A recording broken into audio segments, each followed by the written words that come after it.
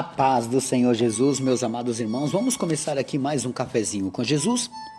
Eu sou o pastor Alex que apresenta o cafezinho e hoje nós estamos aqui no áudio 13 do nosso estudo de Jó, né? Estamos aprendendo bastante coisa. Lembrando que Jó ainda está enfermo, Jó ainda está sentado do lado de fora e com seus amigos indagando ele, né?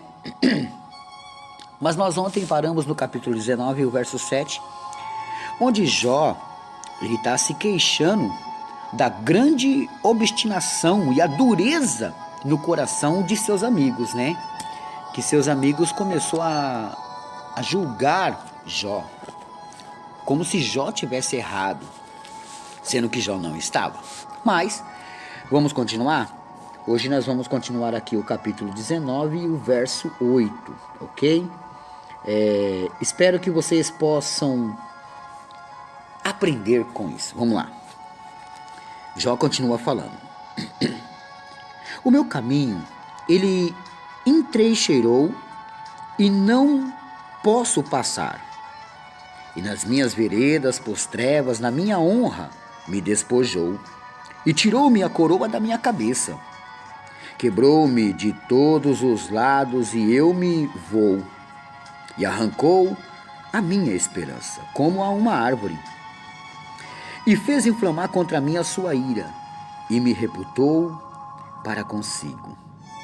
Como um de seus inimigos, juntas vieram as suas tropas e prepararam contra mim o seu caminho, e se acamparam ao redor da minha tenda. Pôs longe de mim os meus irmãos, e os que me conhecem deveras me estranharam. Verso 14. Os meus parentes me deixaram e os meus conhecidos se esqueceram de mim. Olha o que começou a acontecer com ele. Quando ele tinha dinheiro, estava todo mundo do lado. Não é assim na nossa vida? Todo mundo estava do lado enquanto ele tinha dinheiro. Quando a situação começou a apertar, os próprios irmãos sumiram. E os amigos estavam estranhando Jó. E os parentes deixaram de estar com ele. Verso 15. Os meus domésticos e as minhas servas me reputaram como um estranho. Vim a ser um estrangeiro aos seus olhos. Até os empregados não conseguiam enxergar ele como um patrão. Meus irmãos, aqui está muito frio. E eu vou tomar uma goladinha de café, tá? Só um minuto. Eita, aqui tá muito bom. Verso 16. Chamei a meu criado e ele me não respondeu. Cheguei a suplicar com a minha boca e o meu bafo se fez estranho à minha mulher e a minha súplica aos filhos do meu corpo. Agora repara que ele percebe que até mau hálito começou a dar nele. Agora até mau hálito atrapalha e perturba a vida de Jó. Verso 18. Até os rapazes me desprezam e levantando-me eu, falam contra mim. Todos os homens do meu secreto conselho me abominam, e até os que eu amava se tornaram contra mim. Vocês notaram que as pessoas se afastaram dele? A coisa foi tão ruim que Jó... Existe uma palavra hoje usada na internet que é cancelamento, né? Jó naquela época estava sendo cancelado. As pessoas não estavam querendo estar perto dele, não queriam falar com ele, não cumprimentavam ele, fingiam que não ouviam ele. Jó continua sofrendo. Verso 20. Os meus ossos se apegaram à minha pele e à minha carne e escapei só com a pele dos meus dentes. Agora você vê que ele não come, então ele emagrece. Ele começa a ficar esquelético. Ele começa a parecer que vai morrer. Porque está ficando complicada a sua situação. Verso 21. Compadecei-vos de mim, amigos meus. Compadecei-vos de mim, porque a mão de Deus me tocou. Por que me persegues assim como Deus? e da minha carne vos não fartais? Quem me dera agora que as minhas palavras se escrevessem? Quem me dera que se gravassem num livro? Ele nem imaginava que o versículo 23, o pedido dele, já estava sendo feito. Ele queria que tudo aquilo fosse escrito, porque ele não tinha pecado e ele acreditava que Deus permitiu todo aquele mal e os amigos que podiam consolá-lo estavam o acusando. Complicado. Verso 24. E que com pena de ferro e com chumbo para sempre fossem esculpidas na rocha, porque eu sei que o meu Redentor vive e que por fim se levantará sobre a terra. Esse versículo é muito falado e muito dito, mas as pessoas não conhecem o contexto. O que significa contexto, pastor? Quando uma pessoa chega em você e fala assim, ó, tudo eu posso naquele que me fortalece. Mentira. Ele não pode tudo naquele que fortalece se ele não conhecer os versículos anteriores de Filipenses. Então ele tem que conhecer o porquê que tudo eu posso naquele que me fortalece. Quem é que pode falar essa palavra? Tudo eu posso naquele que me fortalece. Quem segue os versículos anteriores. Isso é contexto. Porque texto sem contexto gera pretexto. Eu vou repetir para você. Texto sem contexto gera um pretexto. Vamos lá? Verso 26. E depois de consumida a minha pele ainda em minha carne, verei a Deus. Vê-lo-ei por mim mesmo, e os meus olhos, e não outros, o verão, e por isso os meus rins se consomem dentro de mim. Na verdade, que deverias dizer? Por que o perseguimos? Pois a raiz da acusação se acha em mim? Temei-vos mesmo a espada, porque o furor traz o castigo da espada, para saberdes que há um juízo. Ele termina o 29, verso 29 do capítulo 19, explicando para eles: com tudo que está acontecendo comigo, eu vou ver Deus. Ele tinha essa esperança, essa fé. Não importa o que está acontecendo, eu vou ver Deus. É isso que ele quer mostrar.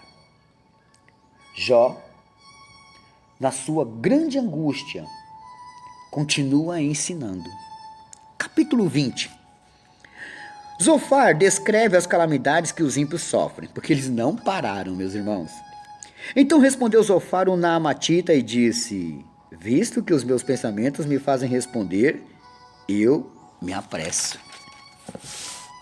Eu ouvi a repreensão, que me envergonha, mas o espírito do meu entendimento responderá por mim. Sabe quando a pessoa está cauterizada, ela acredita que ela está tão certa que ela não aceita nenhuma correção? É o caso aqui de Zofar, não de Jó. Verso 4. Porventura não sabes tu que desde a antiguidade, desde que o homem foi posto sobre a terra, o júbilo dos ímpios é breve, e a alegria dos hipócritas apenas de um momento? Ainda que a sua altura suba até o céu e a sua cabeça chegue até as nuvens, como seu próprio esterco perecerá para sempre. E és o que viam, dirão: onde está? Agora Zofar continua humilhando Jó, né? Porque ele acredita mesmo, fielmente, que Jó está em pecado. E ele acredita mais que Jó está fingindo não ter. Vamos lá. Capítulo 20, verso 8. Como o sonho voa e não será achado, e será afugentado como uma visão da noite. O olho que o viu jamais o verá, nem olhará mais para ele o seu lugar. E os seus filhos procurarão agradar aos pobres, e as suas mãos restaurarão a sua fazenda. E os seus ossos estarão cheios do vigor da sua juventude, mas deitar-se-ão com ele no pó. Ainda que o mal lhe seja doce na boca, e ele o esconda debaixo da sua língua. E o guarde, e o não deixe, antes o retenha no seu paladar. Contudo a sua comida se mudará nas suas entranhas, fel de áspides será inteiramente. Eu paro aqui no versículo 14, e eu peço que vocês fiquem até o final do áudio, meus irmãos, porque eu preciso apresentar o meu trabalho para que caso vocês queiram me ajudar, eu consigo ajudar outras vidas, né? Bom, hoje eu não tenho aniversariantes, mas eu quero mandar um abraço para todos os caminhoneiros que ouvem o cafezinho, né? Tem muitos caminhoneiros que vivem na estrada ouvindo os cafezinhos. Então hoje o meu abraço é para vocês. Que Deus abençoe as vossas vidas, né? Anota aí a lição de casa, Salmo 126, verso 5. Salmo 126 e o verso 5, né? Meus irmãos, o pastor Alex tem alguns estudos em PDFs, né? Pastor, como é que eu vou conseguir adquirir? Primeiro eu vou apresentar os estudos, tá? Rapidamente. Olha só, eu tenho 21 estudos, meus irmãos. Olha só, eu tenho um estudo chamado Conhecendo o Temor, que é muito bom. Você precisa conhecer o temor. Eu vou falar hoje e amanhã, tá? Porque não dá tempo de falar tudo hoje. Conhecendo o Temor, que é um estudo muito maravilhoso. Existem 2 temores, você tem que conhecer. E lá eu vou explicar para você.